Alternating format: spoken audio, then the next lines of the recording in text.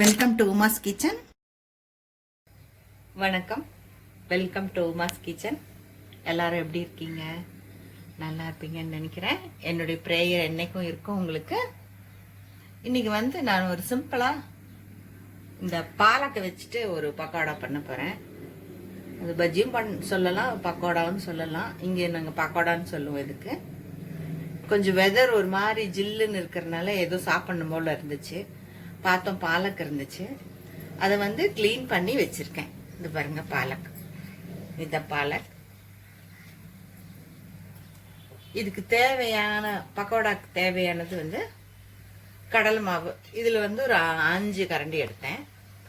ஒரு கரண்டி பச்சரிசி மாவு, ஒரு துளி ஜீரகப்பொடி வறுத்து பொடிச்சது ஒரு துளி வேணும், ஒரு டீஸ்பூன் மிளகாய் பொடி, தேவையான உப்பு, ஒரு துளி மஞ்சள், ஒரு 3/4 டீஸ்பூன் வறுத்து பொடிச்ச ஓமப்பொடி. இவ்வளவுதாங்க. இதெல்லாம் மாவு இதுல கலக்கணும். இதுல இது எல்லாத்தையும் இதுல போடணும். ஓமப்பொடி, அரிசி பொடி, மஞ்சள்,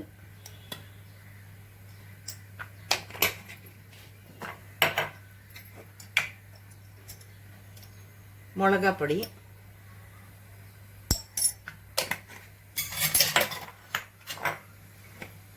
வறுத்து பொடிச்ச ஜீரகப்பொடி. உங்களுக்கு அரிசி மாவு வேண்டாம்னா வீட்டில் இட்லி மாவு இருந்தா கூட சேர்த்திக்கலாம்.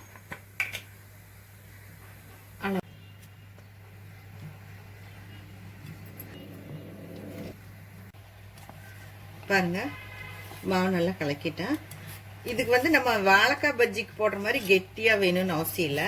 இன்னும் கூட தண்ணி ஊற்றிக்கலாம். முதல்ல நான் போட்டு பார்க்குறேன் எப்படி இருக்குன்னு.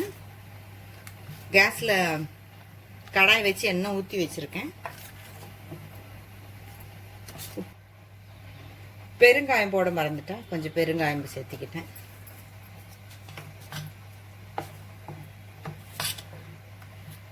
நல்லா கலக்கணும். கெட்டியா வேணும்னு இல்லை. இது வாழைக்காய் பஜ்ஜி மாதிரி லேசா இருந்தா போதும். ஒன்று போட்டு பார்க்குறேன். வேணும்னா தண்ணி சேர்த்திக்கலாம்.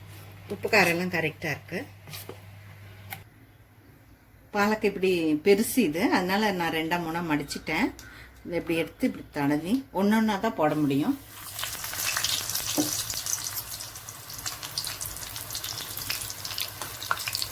நல்லா இருக்கும் இது.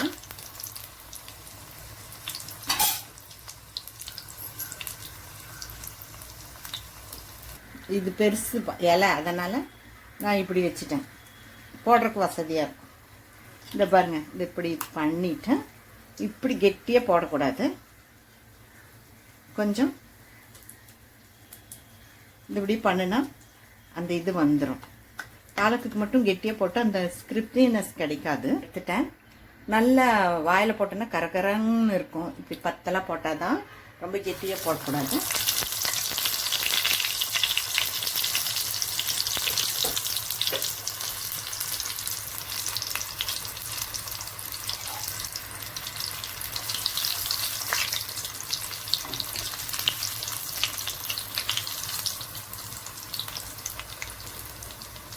ஒன்றா தான் போடணும். ஏன்னா பெரிய பாலக்கு. சின்னதாக இருந்தால் நிறைய எண்ணெய் வச்சோம்னா நம்ம 2-3 போடலாம். நான் அளவாக தான் எடுத்து வச்சேன்.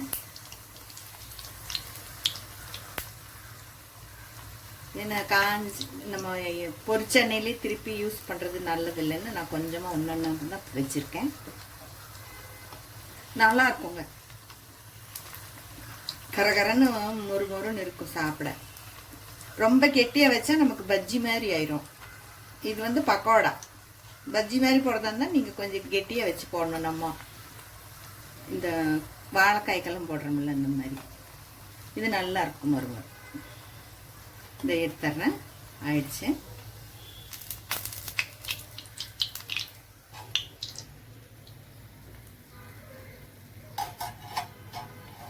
பாருங்க, இந்த காம்பை மட்டும் கிள்ளிட்டேன். இப்படி சின்னதாக இருந்தால் ஒன்றாவே போட்டுக்கலாம். இது கொஞ்சம் பெருசாக இருந்ததுனால இது பார்த்தீங்களா, இந்த பூரா எக்ஸ்ட்ராவோட மாவெல்லாம் எடுத்துடணும். பஜ்ஜிக்கு மாதிரி நிறைய வைக்கக்கூடாது. அவ்வளோதான்.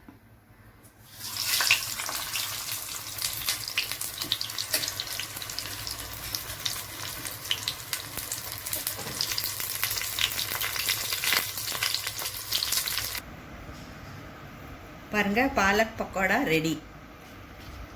இப்படி ஒன்றா போட்டு எடுக்கணும். அதே மாதிரி நிறைய மாவு இருக்கக்கூடாது. மாவு இருந்தால் உங்களுக்கு பஜ்ஜி ஆயிரும். பக்கோடா பாருங்கள் எவ்வளோ முறுமுன்னு இருக்குது பாருங்க. சவுண்டு கேட்டிங்களா? இந்த மாதிரி இருக்கணும். செஞ்சு பாருங்கள். இது உங்களுக்கு பிடிச்சிருக்குன்னு நினைக்கிறேன். நல்லாயிருக்கும் டேஸ்ட்டாக. டீ கூட ரொம்ப நல்லாயிருக்கும். செஞ்சு பாருங்கள், எப்படி இருக்குன்னு சொல்லுங்கள். லைக் பண்ணுங்கள், ஷேர் பண்ணுங்கள், சப்ஸ்கிரைப் பண்ணுங்கள். ஓகே, டேக் கேர், பாய்.